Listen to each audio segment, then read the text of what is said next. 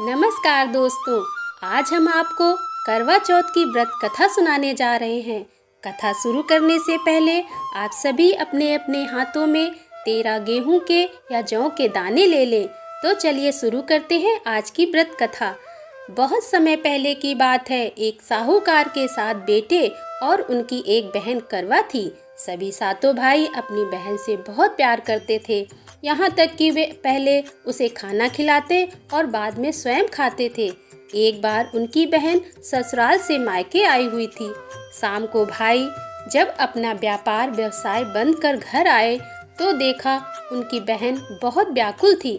सभी भाई खाना खाने बैठे और अपनी बहन से भी खाने का आग्रह करने लगे, लेकिन बहन ने बताया कि उसका आज करवा चौथ का निर्जला व्रत है और वह खाना सिर्फ चंद्रमा को देखकर उसे अर्घ देकर ही खा सकती है।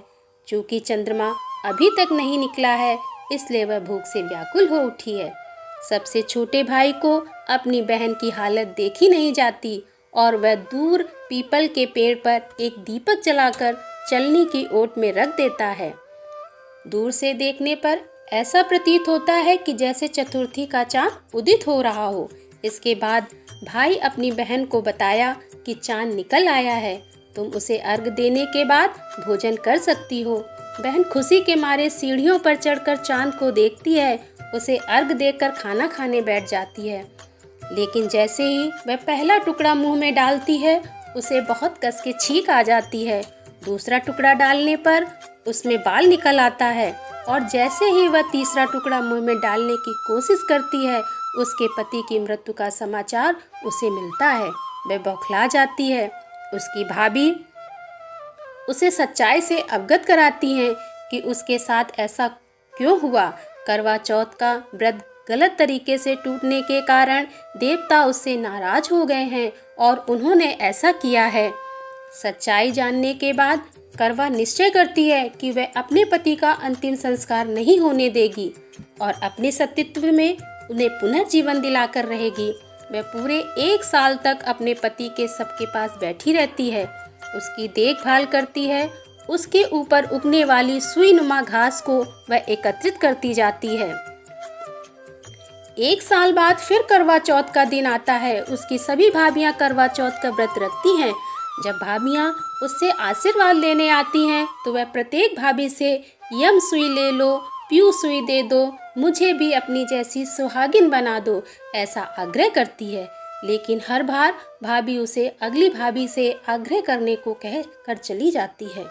इस प्रकार जब 6ठे नंबर की भाभी आती है तो करवा उससे भी यही बात दोहराती है। यह भाभी उसे बताती है कि चूँकि सबसे छोटे भाई की वजह से उसका व्रत टूटा था, अतः उसकी पत्नी में ही शक्ति है कि वह तुम्हारे पति को दोबारा जीवित कर सकती है। इसलिए जब वह आए तो तुम उसे पकड़ लेना और जब तक वह तुम्हारे पति को जिंदा ना करे उसे नहीं छोड़ना। ऐसा कहकर वह चली जाती है। सबसे अंत में छोटी भाभी आती है। करवा उनसे भी सुहागिन बनने का आग्रह करती है, लेकिन वह टाल मटोली करने लगती है। इसे देख करवा उन्हें जोर से पकड़ लेती है और अपने सुहाग को जिंदा करने के लिए कहती है। भाभी उससे छुड़ाने के लिए नोचती है, घसोटती है, लेकिन करवा उसे नहीं छोड़ती है। अंत में उसकी तपस्या को देख भाभी पसीज जाती है और अपनी छोटी उंगली को चीरकर उसमें से अमृत उसके पति के मुंह में डाल देती है। करवा का पति तुरंत श्री गणेश कहता हुआ उठ जाता है। इस प्रकार प्रभु कृपा से उसकी छोटी भाभी के माध्यम से करवा को अपना सुहाग वापस मिल जाता है। तो हे श्री गणेशाय, माँ गौरी, जिस प्रकार करवा को चीर सुहागन कर वरदान आपसे मिला है, वैसा ही सब सुहागिनों को मिले। बोल करवा माता की जय। तो कैसा लगी हमारा आज का वीडियो? अच्छा लगा हो तो प्लीज़ हमारे चैनल को सब्सक्राइब कीजिएगा, लाइक कीजिएगा और ज़्यादा से ज़्यादा शेयर कीजिएगा। Thanks for watching my video.